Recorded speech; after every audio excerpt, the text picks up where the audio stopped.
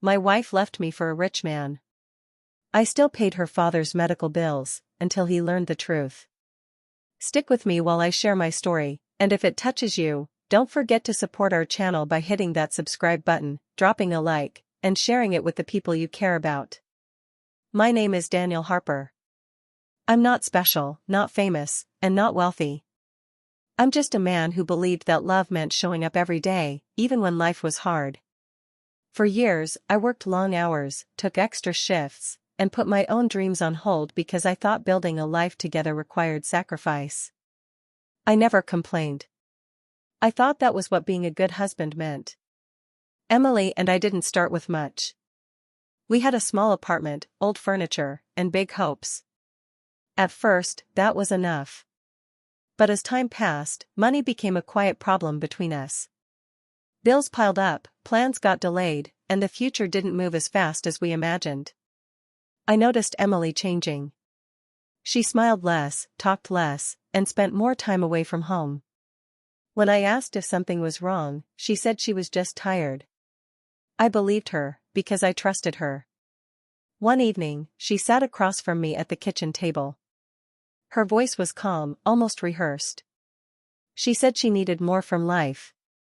More comfort. More security. Then she told me she had met someone else. A man who could give her everything I couldn't. He was wealthy, confident, and already living the life she wanted. I felt like the ground disappeared beneath me. I asked if we could fix things. I asked if the years we spent together meant anything to her. She didn't yell. She didn't cry. She just said she was done. She packed her bags a few days later and walked out without looking back.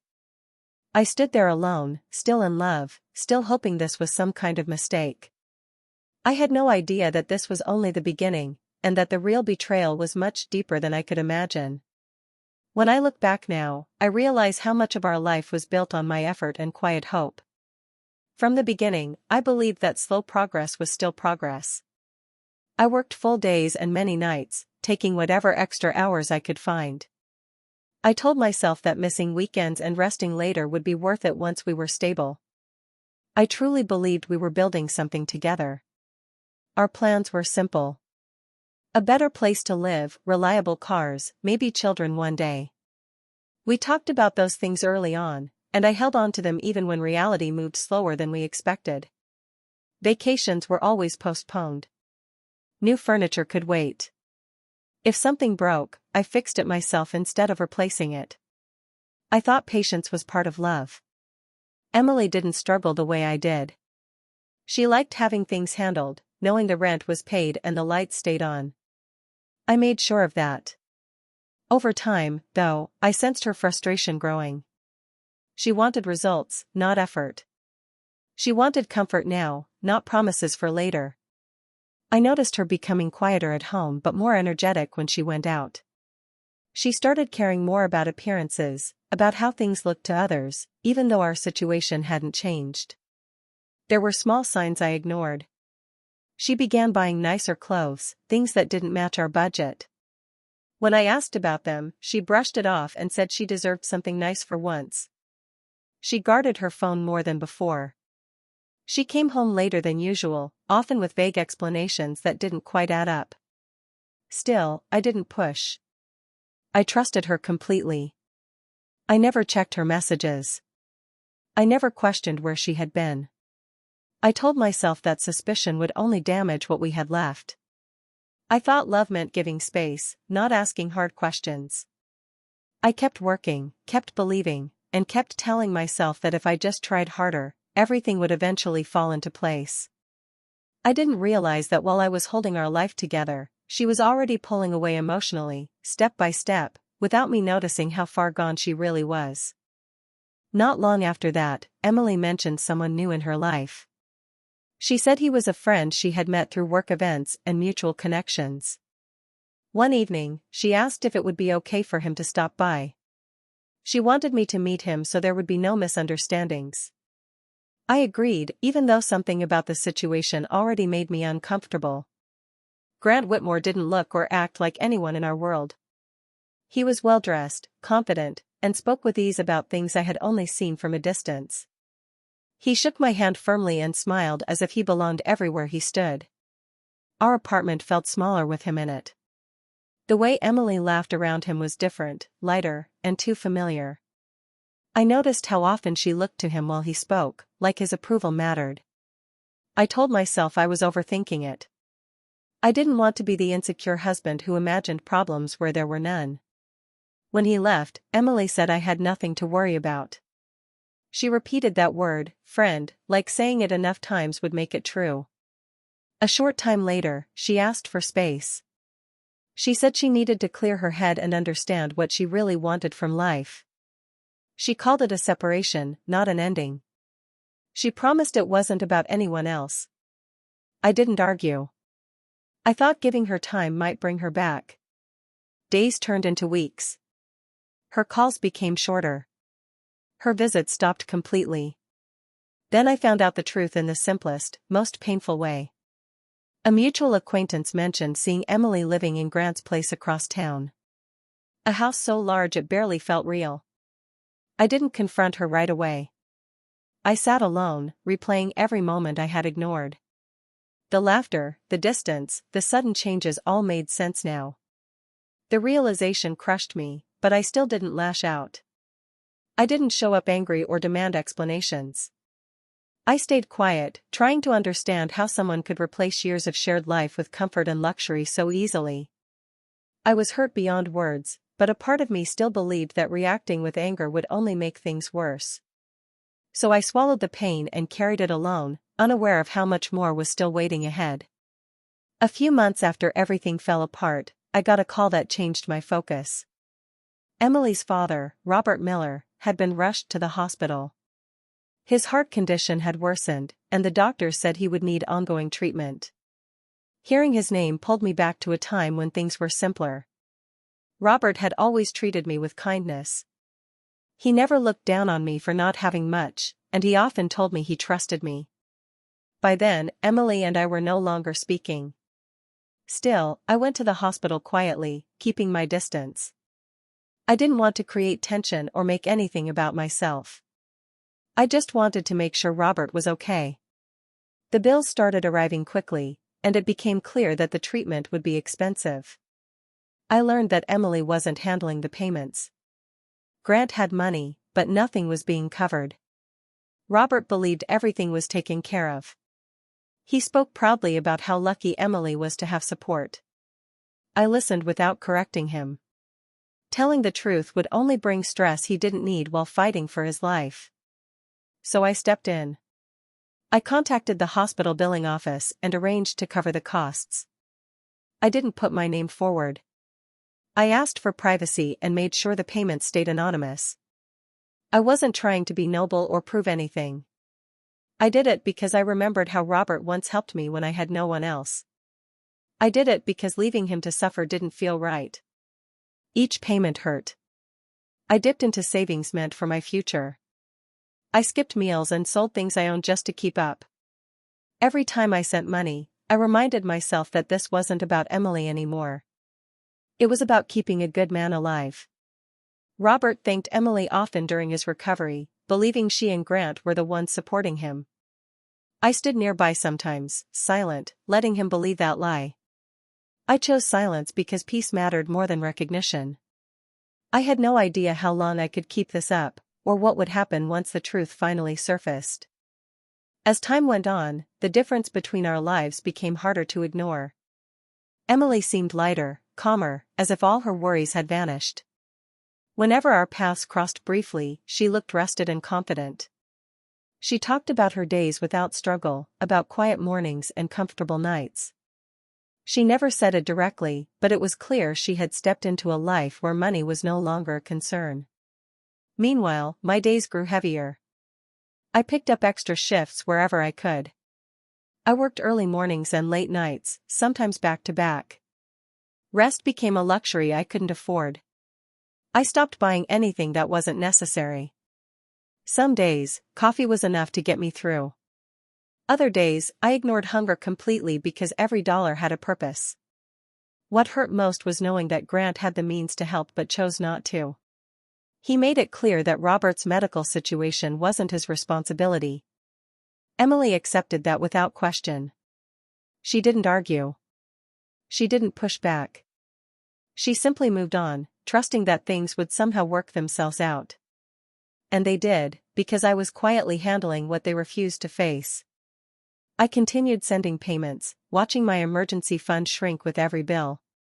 That money was meant for my future, for stability, for starting over. Instead, it disappeared into hospital accounts, one charge at a time. I told myself it was temporary. I told myself that doing the right thing would eventually bring some kind of peace. There were nights I sat alone, exhausted, wondering how I ended up carrying the weight of choices I didn't make.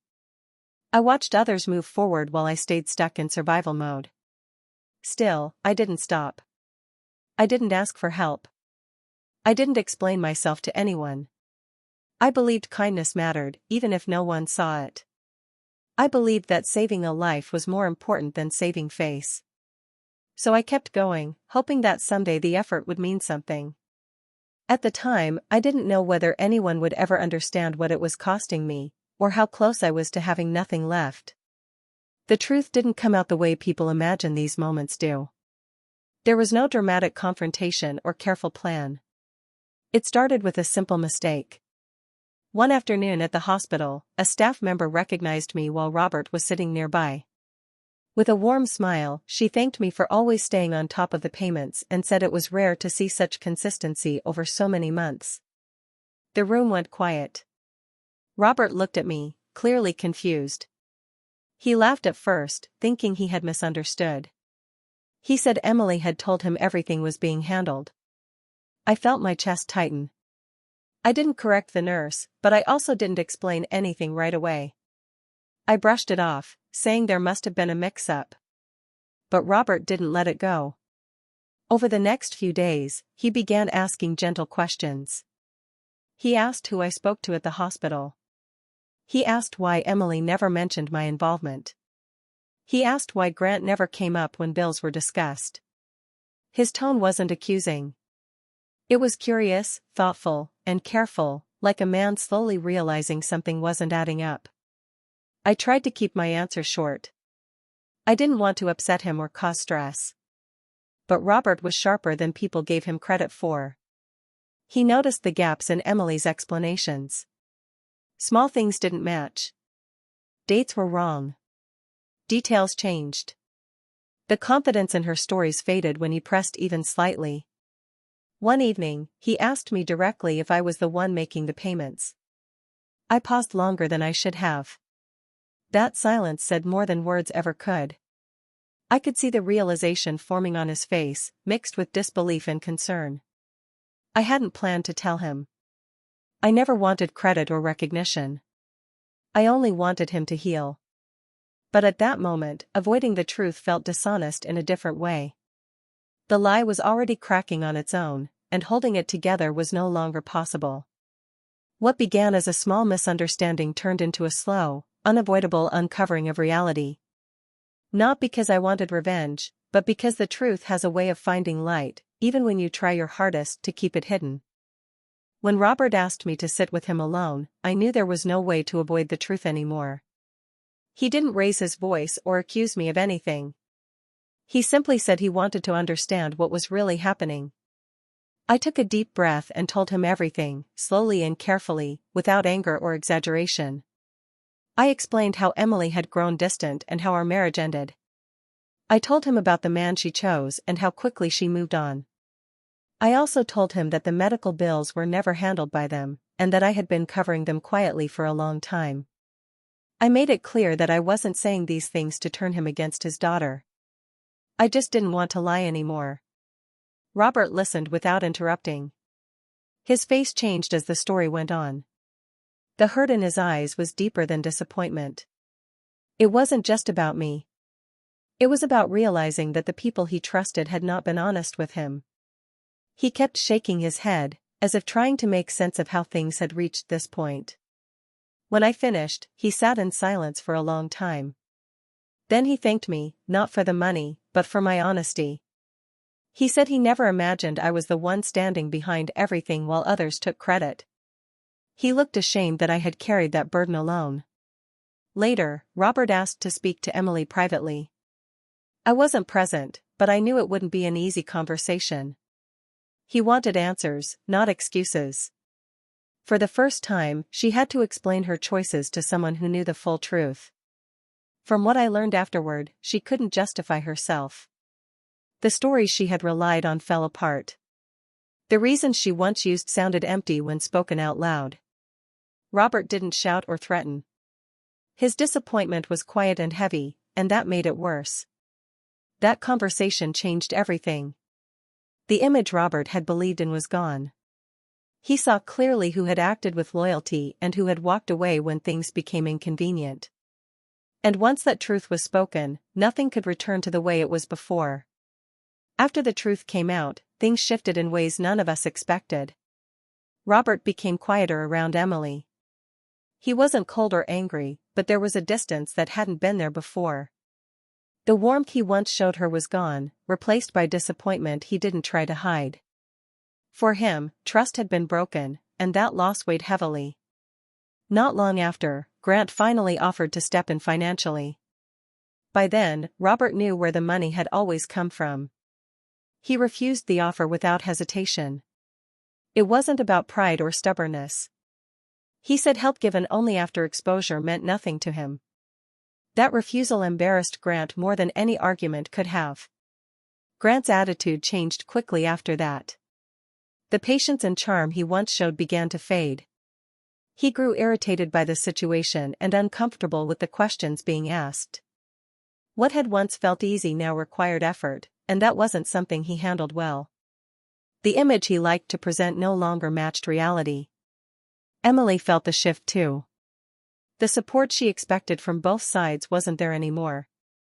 Her relationship started to strain under the weight of expectations and accountability. Without praise or admiration, Grant became distant. Small disagreements turned into lasting tension. The comfort she had chosen didn't feel as secure as it once did. As for me, I made a quiet decision.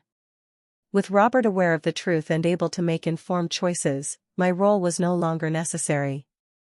I didn't announce anything or make it dramatic. I simply stopped sending payments. It wasn't an act of revenge or anger.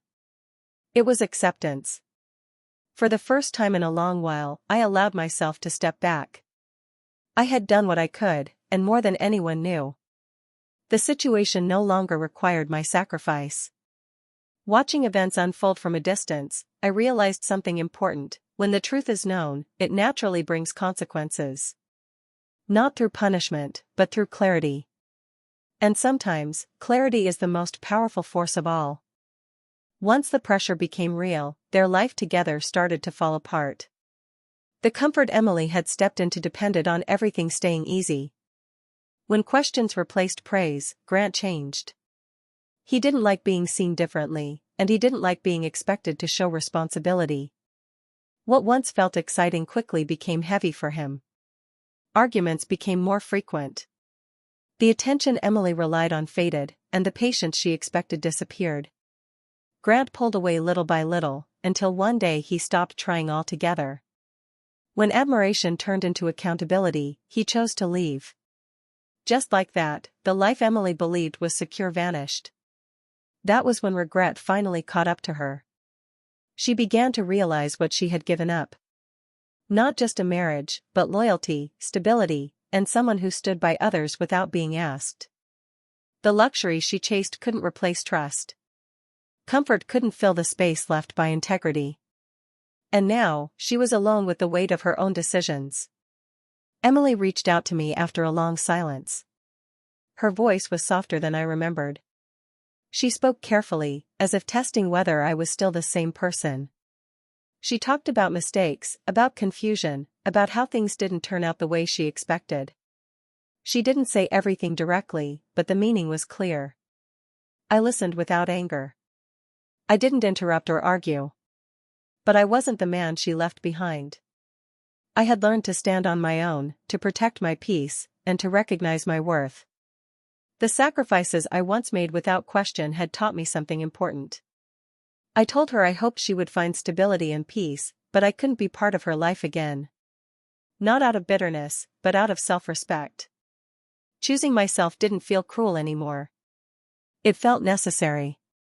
As the call ended, I understood that growth often comes quietly. And sometimes, the strongest change is simply knowing when not to step back into a place that once broke you. After everything settled, I began to rebuild my life quietly. There were no grand gestures or public displays, just small steps toward stability and peace. I focused on work, on keeping my home in order, and on living in a way that felt honest and calm. I didn't rush, and I didn't compare myself to others. The weight of past betrayals slowly lifted as I realized I was no longer carrying what wasn't mine to bear. Robert reached out one afternoon. He didn't need to explain or lecture. His voice carried genuine respect and gratitude. He told me he had been wrong to judge the situation without knowing the whole story. He apologized for ever doubting me and admitted that, through everything, I had been the one who truly stood by his family. Hearing that acknowledgement brought a quiet relief I hadn't expected. It wasn't about praise, it was about recognition, and it mattered more than I could say. Emily tried to reconnect one last time. By then, I had changed. I listened politely but firmly, understanding that her regrets were hers to live with. She wasn't angry, and I wasn't either. The bond she broke could not be repaired, and I had no desire to allow it to disrupt the peace I had earned. I realized revenge wasn't about hurting her or proving anything, it was about showing that I could rise above the pain and continue with dignity. I moved forward with a quiet strength. I took pride in small accomplishments, in being responsible for myself, and in protecting my own heart. There were no celebrations or announcements. Life simply began to feel steadier, lighter, and more honest. The lesson I carry now is simple but powerful: revenge isn't about destruction or making someone suffer. True revenge is living well, standing firm in your integrity, and letting the truth reveal itself. Those who betrayed you may never understand fully, but the measure of a person's strength is not in the battles they start, it's in the life they build after the betrayal. In the end, I won, not with anger or confrontation, but with the quiet knowledge that I had stayed true to myself. Peace, self-respect, and dignity were my victories, and no one could take them away.